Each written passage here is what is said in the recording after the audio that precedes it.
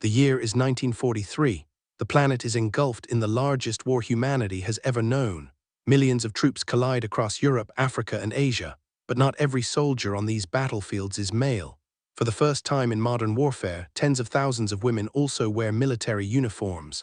American women enter the Women's Army Corps, piloting aircraft and handling office work dangerously close to combat zones. British women serve as pilots as well, ferrying aircraft from factories to airfields through hostile skies.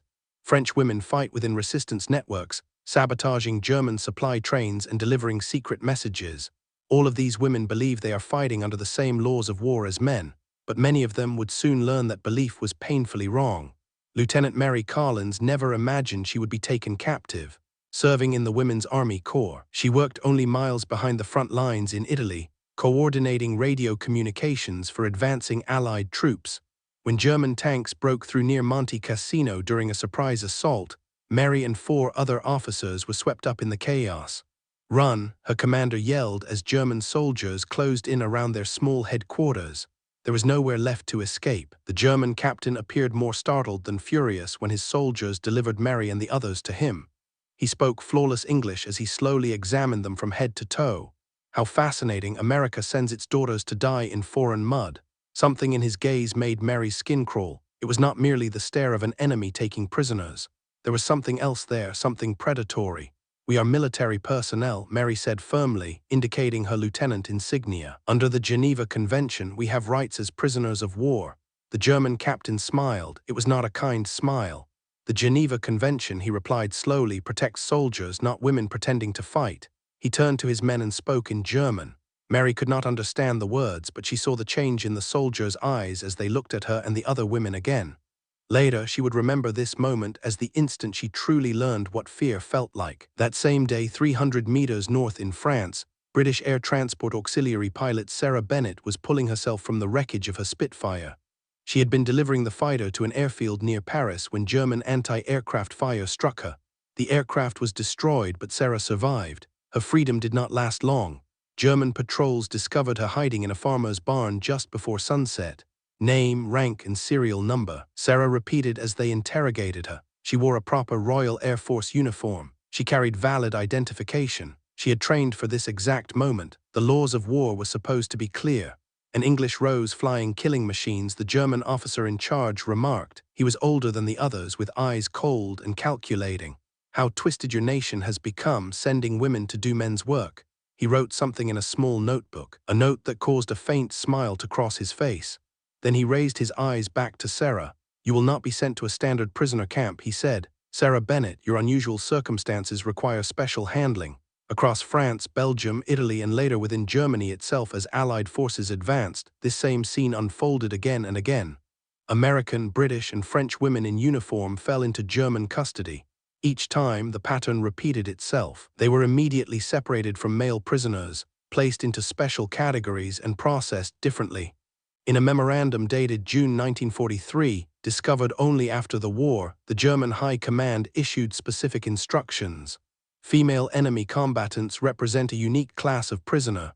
They are not to be processed through standard prisoner channels. Their status as women who have willingly abandoned traditional feminine roles subjects them to specialized protocols. These specialized protocols were written in cold, bureaucratic language that concealed horrific intent. Another document, kept secret until 1995, instructed German officers that Western female military personnel were to be classified as morally compromised women. It stated that they had surrendered the protections normally granted to their sex. Their treatment was to reflect this classification. By late 1943, the Germans had constructed an entire hidden system for managing captured Allied women. There were no Red Cross inspections. There were no prisoner exchanges. There was no oversight of any kind. While male prisoners were sent to established prisoner camps where international rules were at least partially respected, captured women were taken somewhere else entirely. "They placed us in a separate truck," Mary Collins later told military investigators in a report that remained classified until 2006. "The male prisoners were loaded onto standard transports. We were driven away in another direction. I remember one German guard saying to another, 'These ones go to the special facility.' The way he smiled when he said it told me everything. I knew then that whatever awaited us would be worse than anything we had trained to endure." The Germans, known for their obsession with records and classifications, had created unique procedures solely for female military prisoners. Capture was only the first step into a nightmare that would remain largely hidden from history for decades. What most of these women did not know was that their fate had been decided long before they were ever captured. In a meeting at Schutzstaffel headquarters in 1942, officers from intelligence, medicine, and psychology convened. They gathered to design what they labeled Protocol 27. These were specialized procedures intended specifically for female military prisoners. The meeting minutes, uncovered decades later, revealed a chilling degree of forethought. The female enemy soldier represents both a problem and an opportunity, wrote Schutzstaffel Colonel Vera Haar. Her presence on the battlefield is an abnormality we can exploit. Her capture allows us to study this Western perversion while developing methods to shatter their unusually strong resistance. The Germans had been observing and preparing for months before capturing their first female combatants. They examined Allied recruitment materials, studied training methods, and engineered techniques aimed at what they believed were women's unique weaknesses. This was not random wartime cruelty. It was deliberate, calculated science. The truck carrying Mary and the other Women's Army Corps officers rumbled through the darkness all night long. Through a small window, she could see they were traveling east, deeper into territory controlled by Germany. They were moving away from the front lines. They were moving away from other prisoners. They were moving away from anyone who might still enforce the laws of war. As morning arrived, the truck stopped at a facility without signs or flags. It did not appear on any map. The guards swung open the rear doors. "Welcome to your new home, ladies," a German officer said in flawless English. "Your war is finished, but I am afraid your real suffering is only beginning." The first thing the Germans stripped from captured women soldiers was not their weapons or their intelligence. It was their dignity. When Mary Collins and the other American women entered the unmarked building, they were immediately separated. Male prisoners were processed quickly, name, rank, number, and a basic medical check. The women faced something entirely different. "Remove everything." The order came from a German woman in a sharply pressed uniform. She was not a nurse or a physician. She was something else, an officer specially trained to handle female prisoners. The room was frigid, lit by harsh lights reflecting off concrete floors. 5 German guards, both men and women, stood watching closely. Mary glanced at the other officers. They had been trained to give only name, rank, and number. Nothing in their training had prepared them for this moment. "We are military personnel," Mary said again, her voice trembling slightly, "under the Geneva Convention." The German woman cut her off with a sharp laugh. "That agreement is for soldiers. You are women who have forgotten your place. Your processing will reflect that." She nodded toward the guards, who stepped forward. "You will comply, or we will help you." What followed was labeled an examination in German records. It was not medical care. It was the first step in breaking them. They were forced to remove all clothing. They stood naked beneath blinding lights while German officers circled them, commenting on their bodies. Some officers took notes, others simply stared. A camera flashed again and again. For identification, a German officer explained with a faint smile. Years later, researchers would discover these images not in military identification archives. They were found in the private collections of camp commanders. They were trophies, not records. Sarah Bennett, the British pilot, endured similar treatment when she arrived at a facility near Paris. What shocked her most was how organized it all was. She later wrote in a diary hidden throughout her captivity, "This was not random cruelty. There was a system, there were procedures, there were forms to complete and special rooms designed solely for women prisoners. They had planned this." The examinations stretched on for hours. Women were measured. They were photographed from every angle. They were asked invasive questions about their private lives. German doctors, mostly male, conducted unnecessary physical inspections, their hands lingering far too long. Everything was documented in cold, clinical language. The files were labeled Female Prisoner Processing Protocol. A document uncovered after the war explained the purpose. Western women who assume military roles maintain psychological strength through identification with male soldiers. This identification must be systematically destroyed. Their female status must be reinforced through processing designed to produce shame and awareness of vulnerability. In plain terms, the goal was to erase their identity as soldiers. They wanted to remind them they were women who could be harmed in ways male prisoners could not. For French resistance women, the process was even more brutal. Without uniforms or official military status, they were classified simply as female terrorists. Their processing involved public humiliation in front of German troops. They were forced to stand naked in courtyards while officers lectured about women who betrayed their natural roles. Some had their heads shaved, like other French civilians accused of aiding the Allies. Photographs were taken of everything. A French resistance member named Elise Dupont later told Allied investigators what happened. They made us pose. They forced us to stand in ways her testimony could not fully describe. The male officer recording her statement wrote that the subject became too emotional to continue. What he truly meant was that her account was too disturbing for him to write. After processing, the women were issued clothing unlike anything given to male prisoners. Not uniforms, but civilian dresses, often too small or excessively revealing. There was nothing worn underneath. There were no proper shoes, only thin slippers. When the women complained about the cold, the guards laughed. "You want to be treated like soldiers," one guard asked Mary Collins when she demanded proper prisoner of war treatment. "Soldiers endure hardship without complaint. Consider this your first test." That night, the temperature in the women's quarters fell close to freezing. They pressed together for warmth. Strangers became sisters through shared suffering. This process was repeated at every facility where Allied women were detained. German records indicate that at least 15 specialized female detention centers were operating by 1944. Each followed the same procedures, each refined through horrific experience, each designed to break women in ways different from men. A training manual for German guards, uncovered decades later, offered explicit instructions. Female prisoners require psychological conditioning before interrogation. Their sense of modesty and gender identity must be exploited. Create conditions where they must choose between dignity and cooperation. Document all reactions for research purposes. That word research appears repeatedly in German records concerning female prisoners. These women were not merely being held, they were being studied. The Germans were learning what shattered them. They were refining their methods. The Third Reich, obsessed with rigid gender roles, sought to understand women who had stepped beyond those boundaries by becoming soldiers. By the third day of captivity, many women began displaying the psychological collapse the Germans expected. Some stopped speaking entirely. Others wept constantly. A few lashed out, attacking guards and suffering severe punishment. The Germans meticulously recorded every response. Each woman was evaluated and ranked based on her adjustment to enforced female status. But something unexpected occurred, something the Germans had not anticipated. The women began resisting in small but meaningful ways. They formed deep bonds with one another. They created secret methods of communication. They discovered ways to preserve dignity even under extreme humiliation. They could take our clothing, our privacy, even our names, Sarah wrote in her hidden diary, but they could not take who we truly were. Each night we whispered our ranks and units to one another. We reminded ourselves that we were soldiers. This was just another battlefield. This quiet resistance enraged their captors. German officers had expected Western women to collapse quickly under these specialized techniques.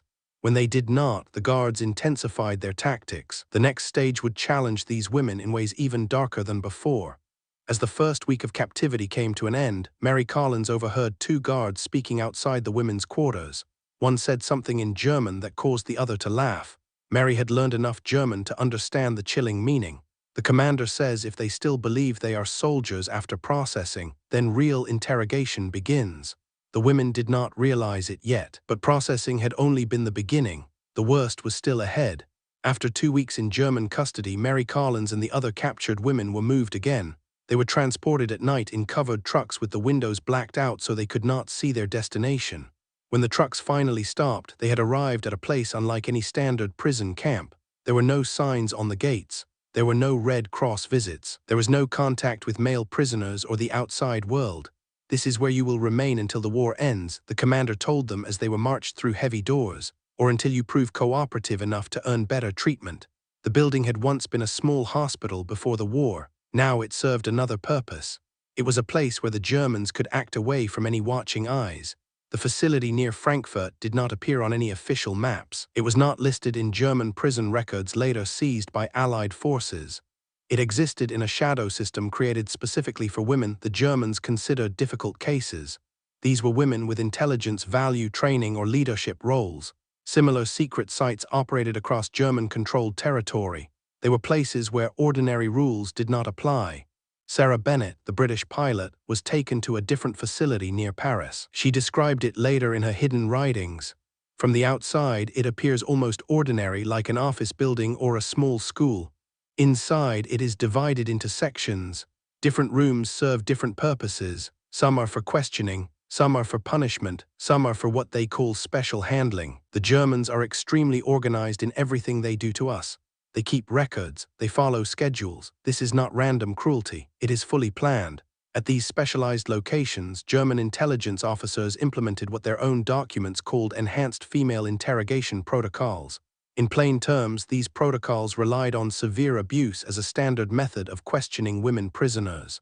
Unlike the public humiliation of processing, this stage occurred behind closed doors. It happened with the full knowledge and approval of German leadership. The first time they took me for night questioning, I thought it would be like the other sessions. Mary later testified in a report sealed by American authorities until 2001, but they did not take me to the usual interrogation room. I was taken to an officer's private quarters. There were 3 men waiting. One of them said, "Now we will see if an American woman soldier is as strong as she claims to be." The transcript records that Mary stopped speaking for several minutes before she could continue.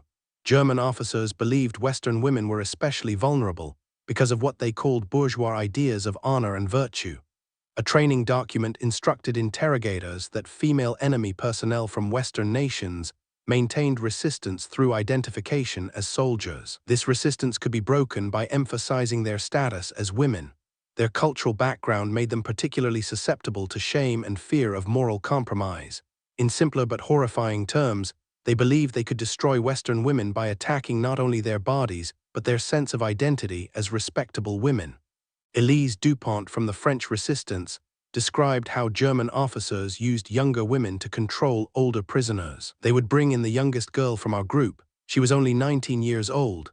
They told me that if I did not answer their questions, I would be forced to witness what happened to her. What choice did I have? But the next day there were new questions and new threats. It never stopped. British Special Operations executive reports kept secret for decades after the war described night interrogations. Women were taken to officers' quarters instead of standard questioning rooms. What occurred in those spaces was documented in cold, clinical German notes. Each technique was rated for effectiveness. Some of these records were recovered after the war. Allied authorities immediately classified them. They were judged too disturbing for public release. German female guards often took part in these sessions. Many came from specialized Schutzstaffel units. They had been selected and trained to deal with what Nazi ideology labeled gender traitors. These were women who had violated proper female roles by serving in the military. The female guards were sometimes more brutal than the men. They viewed female prisoners as a disgrace to all women. The woman in charge of our section, Helga, told us every day that we deserved everything that happened. Sarah wrote that Helga said real women stayed home and had children for their country. By wearing uniforms, she said, we had chosen to be treated like men or worse than men. She would assist in restraining us. She would observe and take notes. At times, she appeared to take more satisfaction in it than the male officers. The Germans recorded everything with precise detail. They created individual files for each woman. They noted which methods were most effective at breaking resistance. They conducted what they called comparative studies. They tested whether American, British, or French women responded differently to various forms of abuse. Some records were destroyed as Allied forces advanced. Enough survived to reveal the reality of what occurred. Most disturbing was the fact that senior German leadership knew and approved of these methods. This was not the work of a few rogue officers. It was official policy. It was designed at high levels and enforced across all facilities holding female military prisoners. A memorandum from Schutzstaffel headquarters dated September 1943 explicitly authorized special measures for female combatants.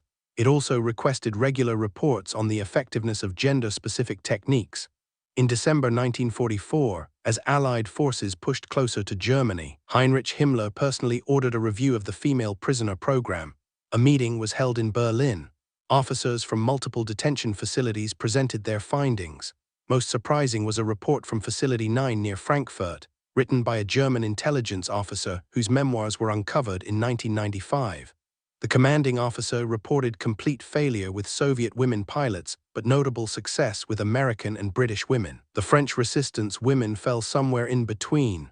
This directly contradicted findings from other facilities and sparked heated internal debate. The Germans had expected national traits to determine which women would break most easily. Instead, they discovered that individual factors mattered far more. Previous trauma, Quality of military training and personal resilience predicted outcomes better than nationality. This realization led to major procedural changes in the final months of the war. Prisoners were now categorized by psychological profile rather than country of origin. But something else happened in these terrible places that the Germans had not anticipated. The women prisoners, despite everything done to destroy them, found ways to resist. They built secret support networks among themselves. They created coded ways to communicate when guards were not listening. They found small methods to preserve their identity as soldiers, even as everything was done to erase it. At night, in whispers, we would recite our ranks and units to one another. Mary wrote in a journal she hid inside a crack in the wall. We told stories about our training and our service before capture.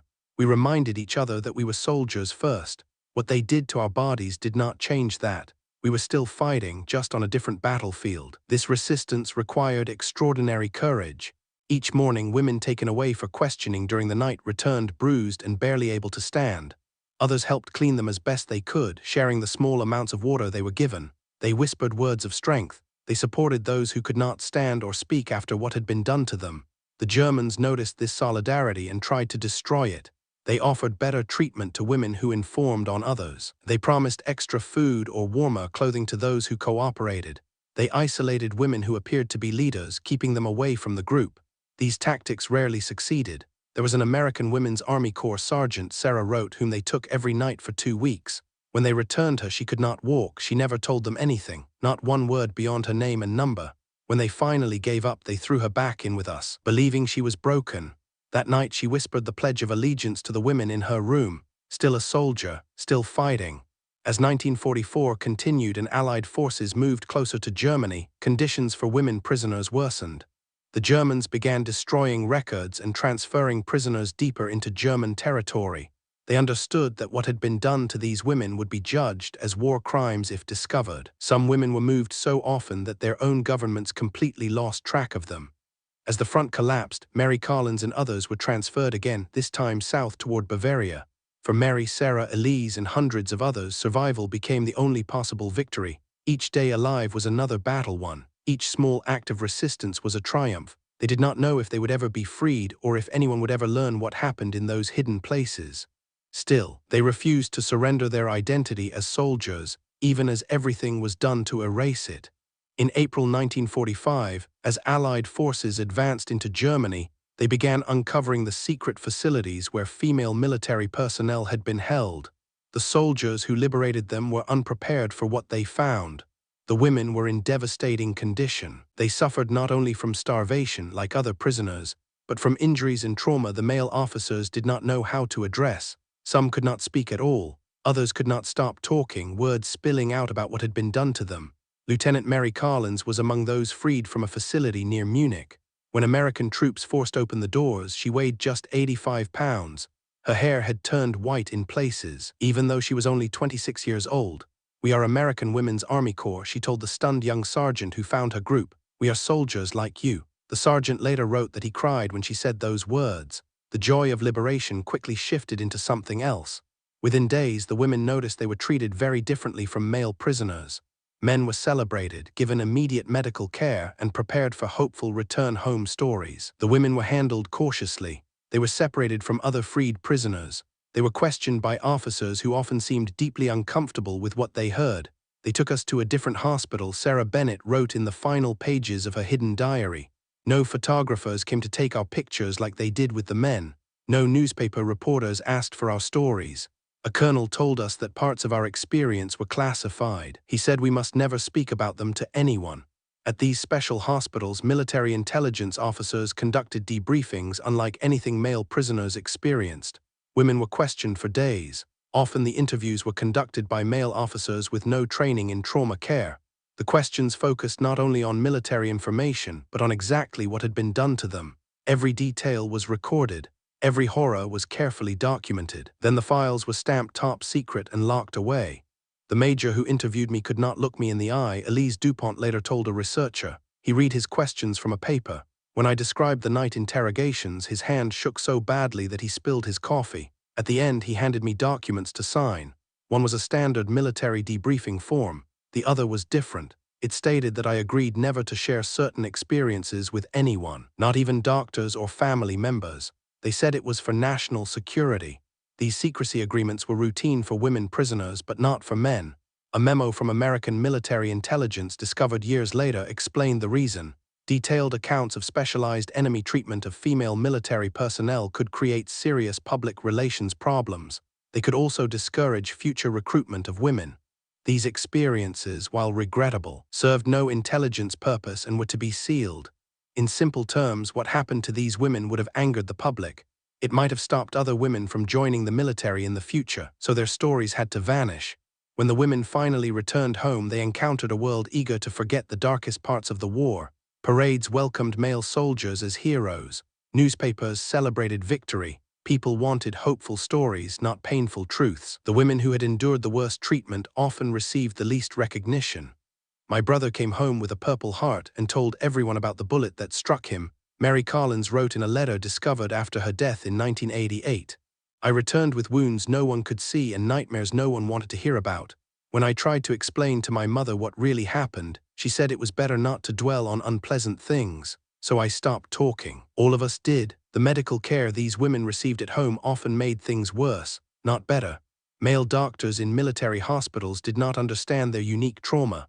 Women suffering from what we now call post-traumatic stress disorder were diagnosed with female hysteria or nervous disorders. Physical injuries from what had been done to them were frequently ignored or misdiagnosed. The doctor asked about my nightmares and panic attacks. Sarah wrote in 1946. When I began explaining what caused them, he stopped me and said that was not relevant to my treatment, Miss Bennett. He prescribed sleeping pills and suggested I focus on more feminine hobbies to stop dwelling on the past, as if forgetting were possible. As these women struggled to rebuild their lives, they discovered that their own governments were erasing their experiences. Military records involving female prisoners of war were heavily edited. Reports describing what had happened were classified at levels higher than atomic research. When histories of the war were published, their stories were left out entirely. A British intelligence memorandum from 1947, declassified only in 2010, instructed that references to specialized enemy treatment of female personnel must be removed from all public records. Such information was said to serve no historical purpose and could harm public morale and international relations in the post-war period. Many of the women remained silent not only because of secrecy agreements they had signed, but because no one wanted to listen. Some tried to speak and were dismissed as liars or accused of seeking attention. Others found that people simply could not believe what they described. The systematic nature of the abuse was so horrific that many preferred to believe it was exaggerated. People would say the Germans were civilized enemies, not like the Japanese, Mary wrote. They believed Europeans would not do such things. When I tried to explain it was not a few bad officers but an entire system with written procedures, they changed the subject. Even other veterans did not want to hear it. It was easier for them to believe we were inventing it or losing our minds. The silence lasted for decades. Many women died without ever telling the full truth, even to their families. Sarah Bennett married in 1947 but never had children. I could not bear to be touched for years, she wrote to a former fellow prisoner in 1952. My husband believes it is a physical problem. I have never told him the real reason. How could I? We are still keeping the secrets they ordered us to keep.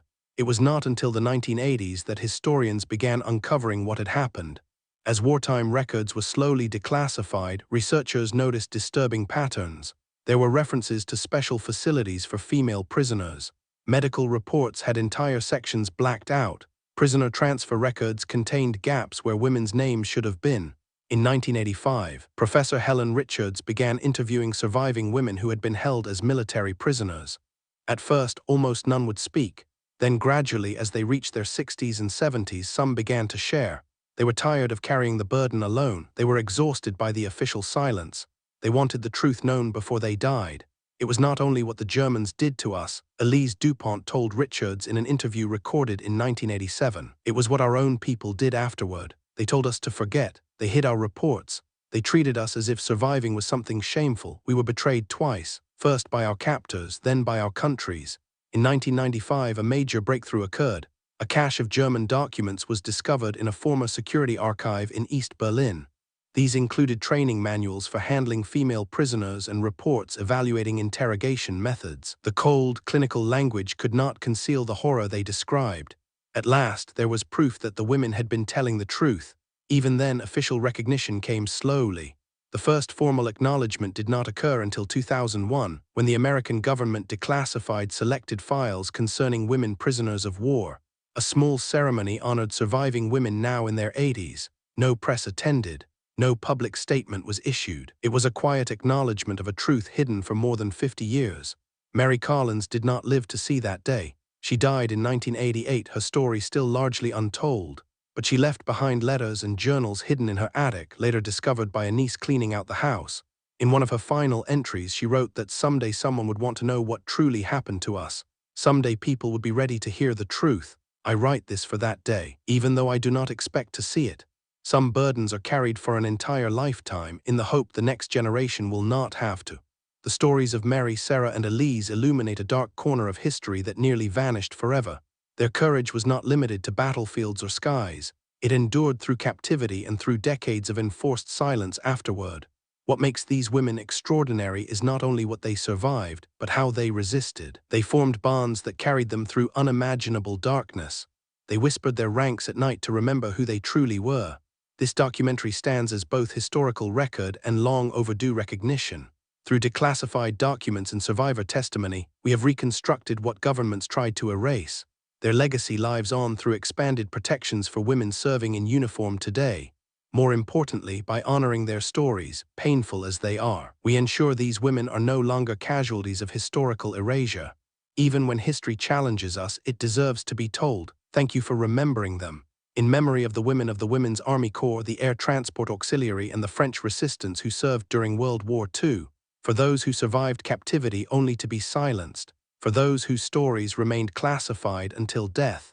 For Mary, Sarah, Elise, and hundreds like them whose courage continued long after the war ended. May their sacrifice finally be acknowledged.